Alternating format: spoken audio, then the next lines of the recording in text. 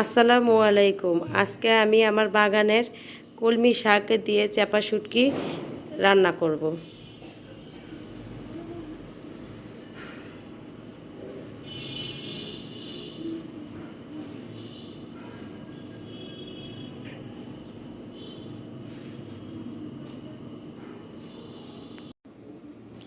প্রথমে শাকগুলোকে আমি ধুয়ে লম্বা লম্বা করে কেটে নিয়েছি।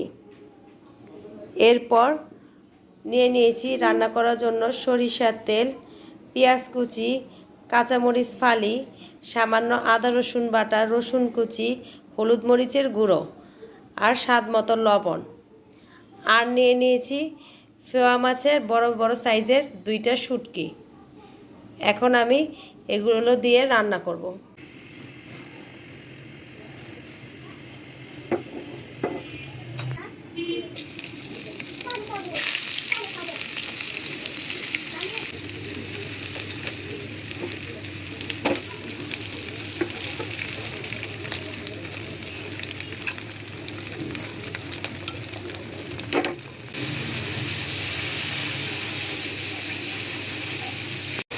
এই দেখুন কত সুন্দর করে আমার শুটকিটা কষানো হয়ে গেছে। এখন আমি এর মধ্যে কাঁচামরিচ ফালি আর শাকগুলো দিয়ে দিব।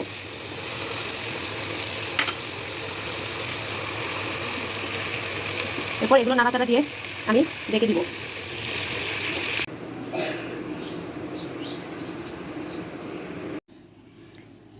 দেখেন শাকের কালারটা কত সুন্দর আসছে, একটুও নষ্ট হয়নি।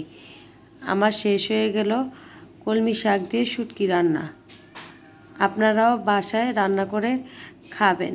যদি আপনাদের ভালো লাগে খেয়ে, তাহলে আমার চ্যানেলটি অবশ্যই সাবস্ক্রাইব এবং লাইক করে দিবেন। Thank you.